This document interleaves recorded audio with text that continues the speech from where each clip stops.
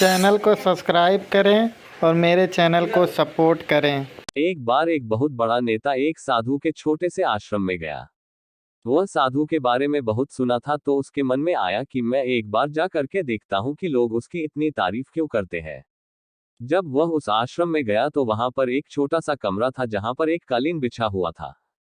वहां पर कुछ लोग नीचे बैठे हुए थे और साधु जी सामने बैठे हुए थे, कुछ सवाल जवाब चल रहा था। वह नेता उस आश्रम में आया और उस नेता के साथ में 4 बॉडीगार्ड भी थे और उसकी यह आदत थी कि जहां पर भी वह जाता था लोग अपनी जगह से खड़े हो जाते थे और उसकी तरफ देखते थे, हाथ जोड़ते थे और सर झुकाते थे।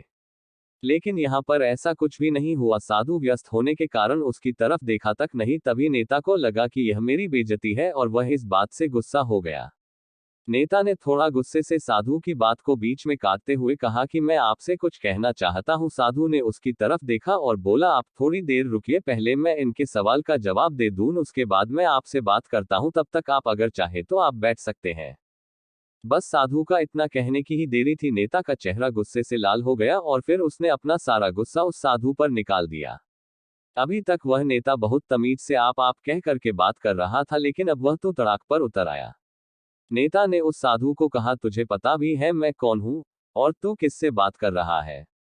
साधु ने उसकी तरफ देखा और कहा, मुझे इससे कोई फर्क नहीं पड़ता है कि आप कौन हैं, लेकिन आप जो कोई भी है, अगर आप चाहते हैं कि मैं आपके सवाल का जवाब दूं या आपसे बात करूं तो आपको कुछ देर रुकना होगा। और साधु की यह कहते हैं नेता गुस्से से पागल हो गया और वही सब के सामने चीखने चिल्लाने लग गया। अब मैं तुझे तेरी असली औकात दिखाऊंगा। तूने मुझसे पंगा ले करके ठीक नहीं किया, तुझे पता भी है मैं तेरे बारे में क्या सोचता हूँ। साधु ने फिर से नेता की तरफ देखा और बड़े ही प्रेम से कहा कि मुझे इससे कोई फर्क नहीं पड़ता कि आप मेरे बारे में क्या सोचते हैं, आप जो चाहे वह मेरे बारे में सोच सकते हैं।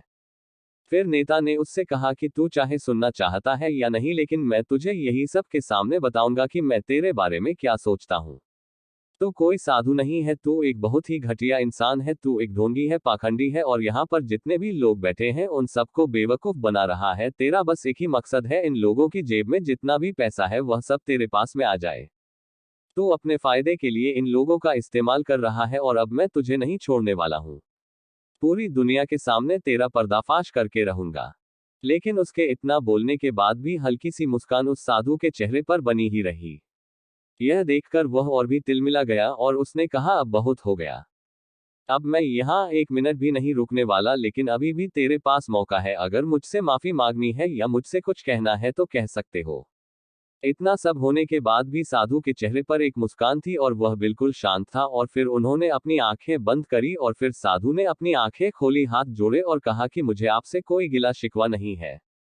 आपके लिए मेरे मन में कोई भी गलत ख्याल नहीं है। जो भी मेरे बारे में आपने कहा वह आपकी अपनी सोच थी, तो मुझे आप में कोई भी बुराई नजर नहीं आती है। मुझे आप बहुत ही भले इंसान लग रहे हैं। और साधु के इतना कहते ही नेताजी का दिमाग 7वें आसमान पर पहुंच गया।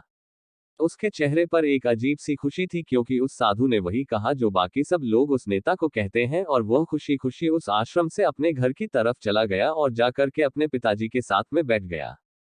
उसके पिताजी ध्यान में थे। उन्होंने पूरी जिंदगी सिर्फ लोगों की सेवा करी और बदले में कुछ भी उम्मीद नहीं किया। तो थोड़ी देर बाद जब उन्होंने अपनी आंखें खोली और देखा अपने बेटे को अपने साथ बैठे हुए, तो उनके बेटे के चेहरे पर आज एक अजीब सी खुशी थी जो आज से पहले उन्होंने कभी नहीं देखी थी। फिर उसने एक एक करके सब कुछ बताया कि आज क्या हुआ, किस तरह से वह आश्रम गया और वहां पर क्या हुआ, उसने क्या कहा और साधु जी ने क्या कहा। जब उसके पिताजी ने पूरी बात सुनी तो थोड़ा सा मुस्कुराए और अपने बेटे को देख करके बोले कि उन्होंने तुम्हारी तारीफ नहीं करी, क्योंकि उन्होंने वह नहीं कहा कि जो तुम हो, उन्होंने वह कहा कि जो वह खुद है। और तुमने जो भी कुछ उनको कहा वो नहीं कहा कि जो वो है, बल्कि तुमने वह कहा जो तुम खुद हो। यही बात वेदों में भी कही गई है, यथा दृष्टि तथा सृष्टि। यह दुनिया तुम्हें वैसी नहीं दिखती जैसी यह दुनिया है, यह दुनिया वैसी दिखती है तुम्हें जैसे तुम खुद हो। जिसकी नजर जैसी है उसके लिए यह दुनिया वैसी ही है। तो अगर तुम अपनी दुनिया को बदलना चाहते हो तो उसका सिर्फ एक तरीका है, अपनी नजर को बदलो।